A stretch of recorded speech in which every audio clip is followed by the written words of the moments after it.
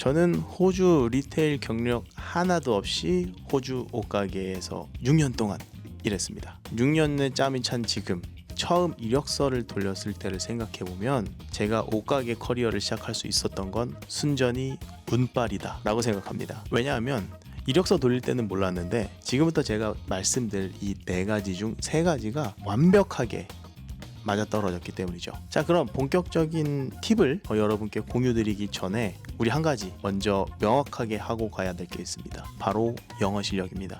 모든 일이 마찬가지겠지만 리테일도 사람을 상대하는 일입니다. 그래서 영어로 기본적인 의사소통이 안 되면 그 외 다른 조건들이 아무리 좋아도 채용되기는 쉽지 않을 겁니다. 쉽게 말해서 영어 노베이스면 옷가게 취업 확률도 없다고 보시면 됩니다. 자, 제가 드릴 수 있는 팁 첫 번째는 이력서를 드랍하는 시기가 따로 있다.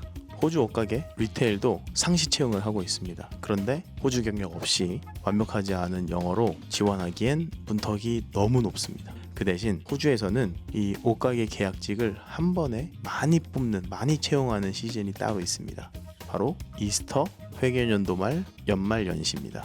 이 시기에는 나라 전체가 놀고 먹고 쇼핑하는 분위기입니다. 그렇기 때문에 리테일 옷가게에서도 대규모 인원 확충을 시작합니다. 그런데 제가 말씀드렸죠. 이 시기에는 일을 안 하고 놀고 먹고 싶어 한다고. 그래서 이때 이력서를 드랍하면 비록 영어 실력이 좀 부족하고 내 경력이 없더라도 취업 확률이 올라갑니다. 저 역시 그랬어요. 저도 처음 막 이력서를 옷가게에 돌릴 때에는 호주 리테일 경력도 없고 영어는 지금보다 훨씬 더 최악이었고요. 이력서 드랍 타이밍이 좋아서 저는 2달 크리스마스 캐주얼 계약직으로 일을 시작할 수 있었습니다. 그리고 한 달이 딱 지난 시점에 매장 매니저가 저한테 먼저 퍼먼트 캐주얼 롤을 제안을 했고 그때부터 제 옷가게 커리어가 시작됐습니다. 팁 두 번째는 한국 경력도 사용할 수 있다.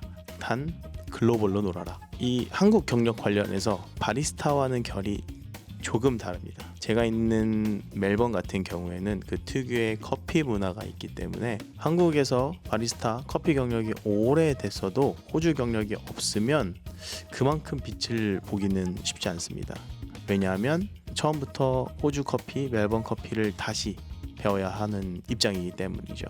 특히 그 한국에서 쌓은 커리어가 스타벅스 같은 인터내셔널 프랜차이즈면 오히려 마이너스가 될 수도 있습니다.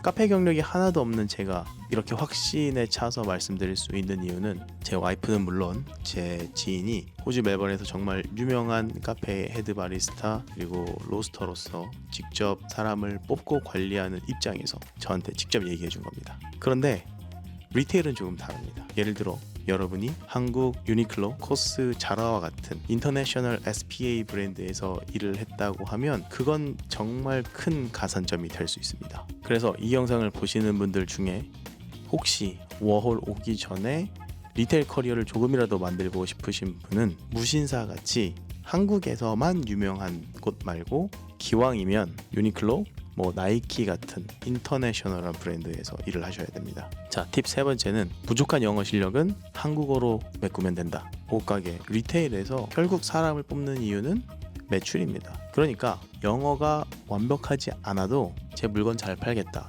야, 제 청바지 좀 팔겠는데 라는 인상만 줄 수 있다면 채용이 됩니다. 제가 처음 지스타의 이력서를 냈을 때만 해도 제 영어가 완벽하진 않았어요. 물론 지금도 영어를 완벽하게 구사하는 건 아닙니다. 하지만 지금보다 더 영어를 못했던 시절인데 제가 채용이 됐죠. 그리고 시간이 지나서 그 퍼먼트 캐주얼 오퍼를 받고 매니저가 저한테 얘기해 줬습니다. 솔직히 말해서 네 영어만 보면 절대 너는 리테일에서 일할 수 없다. 그런데 너가 인터뷰할 때 한국 고객들은 너가 다 케어한다고 했고 한국 고객들을 통해서 너가 매출을 올리겠다라고 얘기를 했던 그 포인트에서 우리는 너를 선택했다.